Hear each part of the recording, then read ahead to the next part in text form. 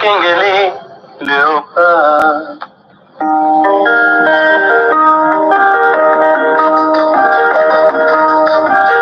Mikolo tosekalaki na mosolo ya mboka Kongo ekoki tokungwani miso lelo tomoni bozoba nyonso tosali matondo na ba oyo bonso mesa na kolanda biso na kati ya TV lolaka ya mvulusi Kimbangu komboka bino bayeba nyonso mesa na kolanda biso solo tosengaka na bino surtout aux nouveaux abonnés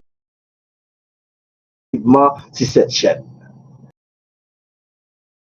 Koana yebaka eke c'est la selle. Non, la vraie. Chaîne oyunde kolobela bino les vrais libérateurs. Monsieur Fezalité. Bande koto senga kana bino to prometaki bino ke ya solo mikolo l'équipe epele toza ko yokana te ya solo tozali ko sala pona bino. Parce que nzambo ya bankoko na biso azali ko sala parmi biso mais nzambe yango ya bankoko oyo babelelaki alobaki ete ya solo ezali te ke esengeli kaka obelelaka nzambe esengeli mpe yo osala mpo ete asalaka avec des courageux, pas avec des fainéants, pas avec les gens qui se donnent que seulement nzambe akosala totika nzambe akosala. Arrêtez cette histoire là.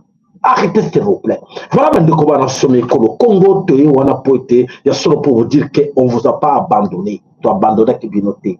Tu allez voir attentif. Tu as collé na kama manso oyo ezakoleka na katina mapele ye kolo Congo. Ya solo bandeko na kanisi boyo kwa ke son ezali ndenge ya liboso te po ete ya solo ba micro ba nini ba biloko ebele ezo vous permettre te ke na esika tozali tosalela bino ndenge bomeseni mais esengeli na bino bolanda. Alors, bitumba oyo ekomi ya solo bandeko ebele bakomona ke tokomi na temps non retour. Eza lisusu eza non retour tokozonga nsima jamais. Et alors là, je viens encore une fois pour rappeler bino tout ce que tu levé la bino pendant plus de 12 ans, 15 ans, oyo, tu betaka bino masolo parce que tout le monde dit que mingi na kati la bino barakolela. Maman, tata, bakobenga biso bakolela. Mais tout ce que moi je peux vous dire, arrêtez de pleurer. Botika kolela, pour être solo, oba komona, bilembo nous se kosana les signes du temps, ezali nzambe oya bankoko akosala. Autant que mon amour, biso peut faut accompagner ango, to accompagner ma divinité la biso, ma divinité banco qu'on a biso nous sommes à Télémi, balobi qui a solo cette fois-ci, c'est la vraie libération ya Congo. Alors, libération à Congo et parce que nos divinités sont debout aujourd'hui et nous sommes obligés de les accompagner. Il y a accompagner bango pour être bango ba sala kana bope ba ko telema ce qui yo mesana ka ko ba nzamba ko sala ko. Arrêtez mes chers amis tout le temps, arrêtez et je sais que vous êtes capables de faire quelque chose. Là où je suis, je vous demande que chacun de vous moko na katela bino alukape asala ce que oya ko sala pour la libération Congo. N'attendez pas que les autres basala la place na yo. Considérez que ba misusu basala na place na yo pour être nyonso to ko lobaka mikolo nyonso ya solo nyonso to ko mona ke banguna na biso bazali bloqué banguna na biso en ce moment où je vous dis to ko landa makamo nyonso to ko sabilo nyonso na molai pour te comprendre dans bien mais oyo na mokuse toujours ko alerter bino ki ya solo ke et loko to bloqué biso ezali la peur. La peur oyo ko banga oyo eza ko bloquer ngai na yo pona ko yeba ke oui ko banga ozo banga nini pete diabulu satan ayaki na ko banga ya bangi saka masomo nini l'air bino bozo bake ete na ko sala boite masomo mungu na pas profiter na ko sala yango et voilà la biso binduki comme ko banga munduki olingo sala boite te munduki bako banga. Alors matango to comme ça bino ke makambo nyuso libération ya kati ko le Congo na sika tozali to étudier ngoke ezali ko senga tout d'abord là dit tout mentalité comportement culturel spirituel oyo ezo senga que chacun de nous avec koyeba aza muntu c'est la tête tout d'abord muntu ezali le corps mon bimbate muntu c'est tout d'abord la tête il faut raisonner. Alors, biso na biso neto banenge nini total en ce moment où monguna souffle s'ilié à comme na suka. Bande komo landa na bokebi no so poete to collecter bino o ezako yela biso di boso. Alors, les gens se posent des questions, toujours tout expliquer bino, bah comme tout naka. Et là, on dit les gens il y a plus de traîtres parmi nous. Pourquoi il y a plus de traîtres parmi nous et que les choses n'avancent pas, là qui doivent avancer. Tout expliquer bino, le lot pour la nini, les autres ne nous respectent pas. De constater que n'a pas payé, nous sommes en biso, les gens ne nous respectent pas. Bande komo landa na mukuse toke na mulai. Pona nini bandinga nzinga na biso baza ko respecter bisote to pe ba considérer bisote. Tu constate la petite non, tu comprendre que y a solo en commençant par nos dirigeants.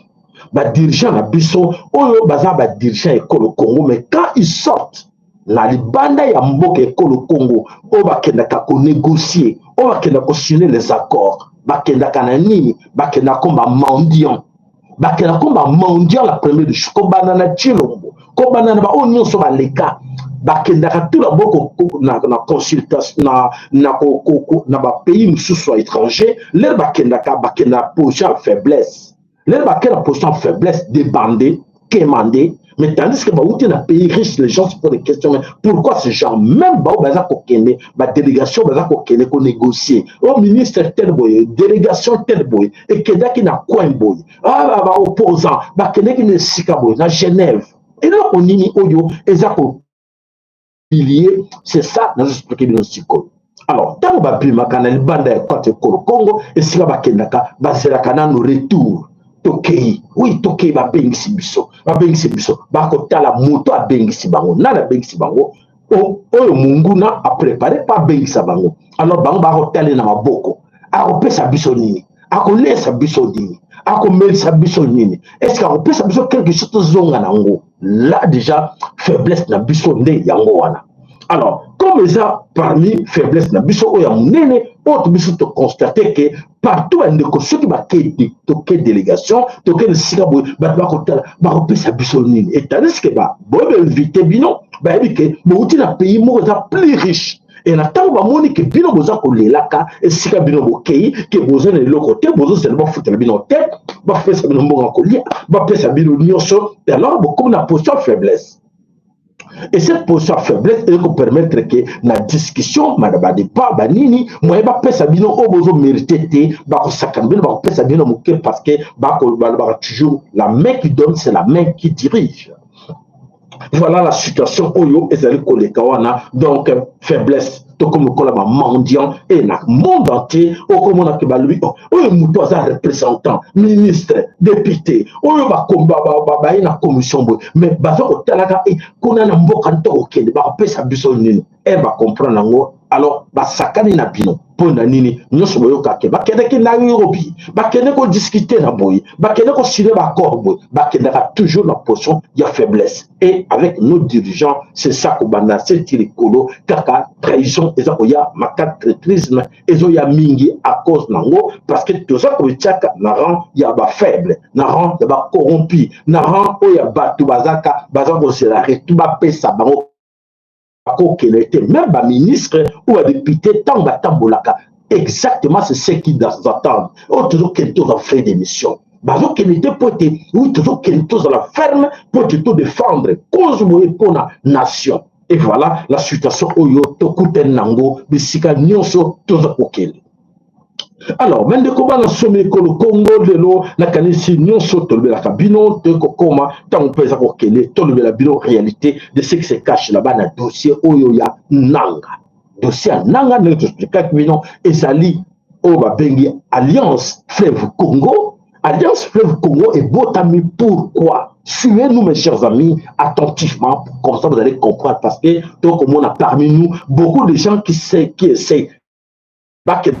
Il y a Nanga. Mes chers amis, attention, attention, beaucoup quoi il y a piège. Même piège, il y a le coso, il y a faiblesse, il y a biso. Autre, c'est la batte, on va créer les binons. Batte, on va saler la binon. Et binon, beaucoup Hollanda. Et alors, bande Hollanda. Nanga, on va benga corner Nanga, on va c'est là qui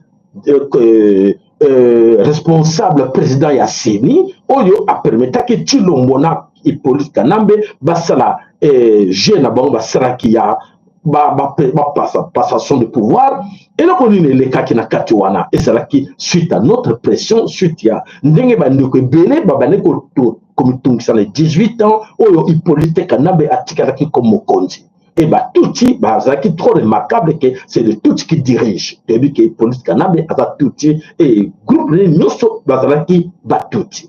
Comment nous sommes arrivés que le lot nanga a beta chitia sima a comme na katina o ba ko benga chef de guerre. Nanga azali chef de guerre te. Nanga et Félix Antoine Tshilombo bah yebani trop bien. Comme matondre baker na bino matondre balike na bino bike baker c'est comme un problème ou ken kanisi et cause la déclencher après mais c'est comme un problème que la monde a bloqué mais balike na bino to na posa nango balike na bino balike s'il vous plaît. Alors nanga oyo ayeko kota wana ndenge nini nanga azali vrai bras droit ya Hippolyte Kanambe nanga en partant aza déjà mutu ya batuti nanga lui-même. Alors et ça qui est nanga a comme en approchant force parce que mbongo ya corruption a joué dans ma boko Hippolyte Kanambe na ba tout pointé basa la géa passation à pouvoir et comme ça qui est riche ou millionnaire. Alors nanga a eu beaucoup d'argent et maintenant nanga est au service de Tutsi Rwandais. Bande Kobolanda s'il vous plaît. Pas seulement de Tutsi Rwandais mais avec des occidentaux qui sont derrière et Cornel Nanga. Alors, quel est le jeu où Nanga a joué? Nanga a joué la continuité du système. La continuité du système, où il y a 18 ans, il y a Hippolyte Kanambe, et c'est vrai que la passation pour te tromper, vigilance de la bisso, va ça Félix Antoine Tshilombo pouvoir. Félix Tshilombo est resté toujours au service de Tutsi Rwandais et les Occidentaux. Alors, Monique est précieux, il y a Félix Tshilombo à foirer, à un salarié, à un incompétent, à un salarié, il faut changer, Moutou, pouvoir il faut créer stratégie Yassika. Et voilà la stratégie Yassika, on va créer, qui va trouver Nani Nanga. Nanga, comme il a beaucoup d'argent, et Nanga, Yom Tourem, comment est-ce que Yon de Sala, soit les devants pour un mouton à Bisson.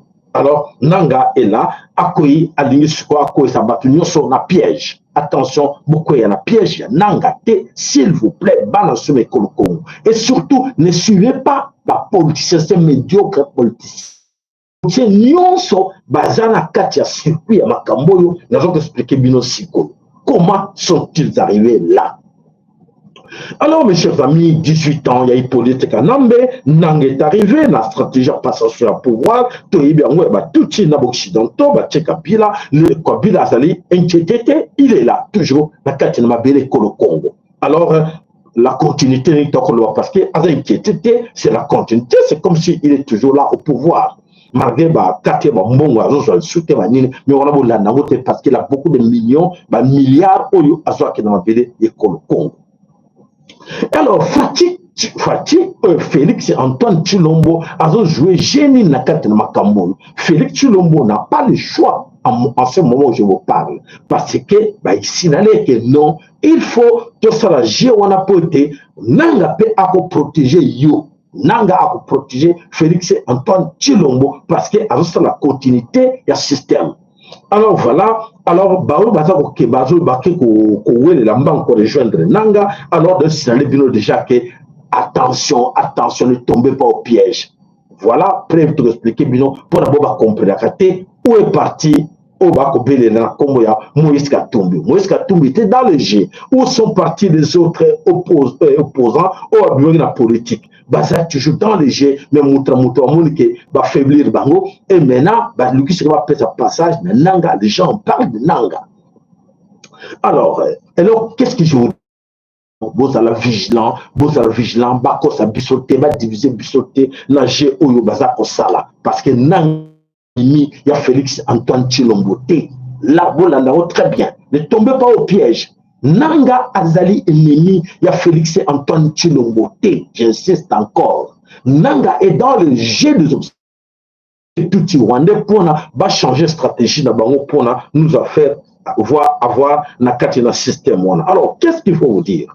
Il faut avertir vos familles, vos parents, vos amis et les autres, on va se tromper dans le piège que ah, biso to landa kuna, to kene to landa nanga, to kene to soutenir nanga, biso beaucoup ya na piège wana teteli piège ya batuti rwandais. Mais na yebike bakolonga ngote parce que monde la biso souhaite ka le koso ya ngana yo nde bakoko longa, mais sikoyo il y a une grosse main. Oh, il y a une Nzambe, il y a non retour, ni expliquer bien. Nzambe a quoi permettre à nous de soutenir que l'illuminati va franc-maçon va continuer à gagner dans le système. Alors, qu'est-ce qu'il faut demander à vos enfants, à vos parents, à vos amis? Et là, quand on sait la libération du Congo, avant tout, il faut être dans le mental. Libération à Congo avant tout dans le mental na tout la biso tous à bien préparé il y a changé comment l'ennemi est arrivé à dominer sur nous plusieurs siècles et en changeant des stratégies à chaque fois. L'ennemi a changé la stratégie chaque fois, mais biso tu as commenté au sutura kaka nanga bimité to landaye parce qu'il a l'argent, to landaye parce qu'il a des armes. Voilà faiblesse d'un biso de Angoana. S'il vous plaît, ne suivez pas nanga pour mini beaucoup quoi na piège à nanga beaucoup regretter et biso bino tout le temps, beaucoup regretter. Voilà, et nous savons tout le temps que cette chaîne oyo koko sabino la vérité a nyonso oyo ezali ko le kanakati na bele ko Congo chaîne oyo biso. Voilà, partagez ces messages-là à beaucoup d'amis. Tous allez dans ma kambo ébélé, oyo to relevela bino na moulaï tout de suite là parce que o te senga que moko c'est pour être moko na moko ameka ko partager na bande ko nyoso ba meka ko yeba ke ya solo ko na piège sur l'une de kona que nanga azali très dangereux comme Félix Antoine Tshilombo. Nanga Tshilombo Kanambe et tous ces tout Rwandais basali na kati na parlement na Sénat na ministère nyonso basali ensemble bango tout basali en complicité avec des occidentaux et baso travailler ensemble pour la lire biso ngana yo pour te garder biso l'état ya esclave toujours. Et alors tango ils ont tango ya ko s'étonner to landaka ba stratégie au bango baza kotia et comme ils attendent Nzambe a telemi na mabele ko le Congo vuluji ki bango dans tout noir mama qui pas envie d'en na telema lui bananangai bolanda ba je ba rolanda te. Je vous assure que comme le monsieur Binon c'est la seule et l'unique chaîne euro de Binon que voilà oh wana basa ba fait libérateur wana ezali fait libération beaucoup kango nulle part ailleurs te kaka na chaîne oyo ne bisa Binon pote tozali wana na nguya ya Nzambe ya mpungu tolendo o ata ko pesa biso makasi po ete to landaka makambo tout de près to sera que la misala belé mais le lot toujours tant to expliquer bino et loko ni neza ko leka ba ko ko mukira ko ningana et bino misusu boza ko kota na je ya banguna. Voilà tout soit qui tente lelo bozela na moulaï to ko pesa bino encore makambo belé o za ko bomba na o bino sto boza ko yebate. Allez à tout de suite là bozela wana matondo ba ker na ba like na bino alors to landa na moulaï tout de suite là. Merci.